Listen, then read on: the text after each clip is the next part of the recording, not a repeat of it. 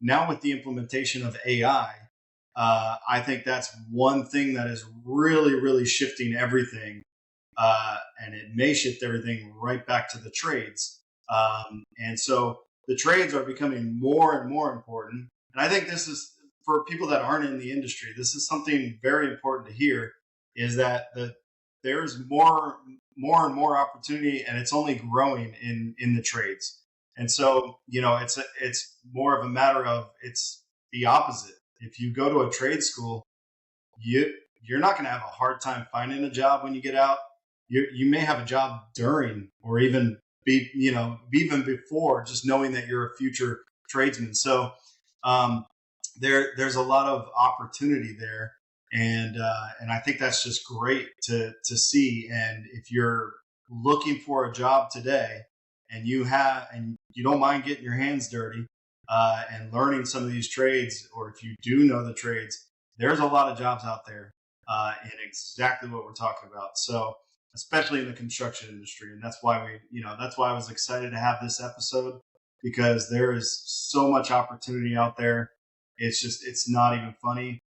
You go on YouTube today. This is going to be on YouTube. This episode, you go on YouTube, and next to this episode, you'll probably see a bunch of AI videos, of people scaring other people, saying AI is going to take all of our jobs. Well, that's not going to be the case in construction, at least anytime soon, right? So if you come into construction, you're going to be perfectly fine. Especially if you're a good worker, if you're a good person, you're not going to have a lot of trouble. You're going to, like you said, you have an opportunity to make a lot of money. We've had manufacturers on this show say the same exact thing. So organizations, manufacturers, dealers, construction companies, they're all saying the same thing. They've all been through it. They all know. So this is the place to be if you're afraid that you're going to lose your job to AI. Definitely. Yeah, and it's even starting to incorporate itself into what we do. So not replacing us, but really incorporating itself into our industry. There's virtual reality tools to do layout now, laser tools. AI is becoming a part of project management. So there's ways to incorporate it, but yeah, that human component, I don't see it going anywhere for a very long time.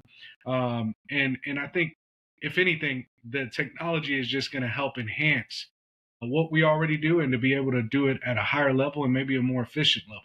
We've already seen that with some of the tools that are in the industry, and it continues to evolve. So I think it's a very exciting time to be part of the industry. There's an old saying that says, with every obstacle, there's an opportunity.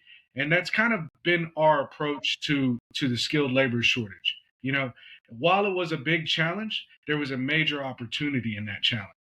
So again, we talked about, the fact that the trade programs really weren't effective. They weren't attractive. They weren't really enticing people into the industry and encouraging people to get into the industry. That was a great opportunity. It was a great opportunity for industry to step in and say, hey, this is what it takes to be successful in our industry.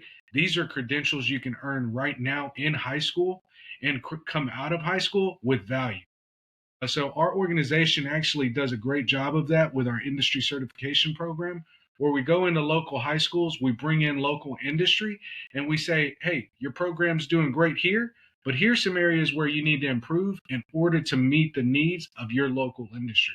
And this is coming directly from the industry partners in that community. That's So great. we say, hey, for example, your students need to come in here with work boots, or we recommend you guys give everybody an OSHA 10, or learn how to use fall protection equipment.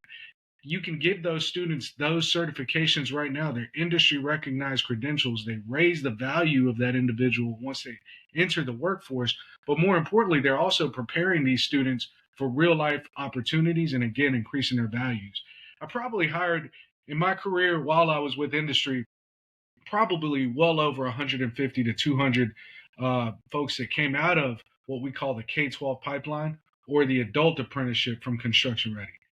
And out of every one of those individuals, not one of them was ever in a recordable accident. That's huge, because over 70% of accidents in construction occur with individuals who are new to the industry or new to the company, meaning folks that don't have training. right? They're Yeah, totally they just don't know what to look for. exactly. So these programs, by us going in there and raising the standards of these programs, making them industry-driven programs, we're literally able to go in and eliminate the biggest risk factor in our industry by preparing young talent early on and really increasing their value.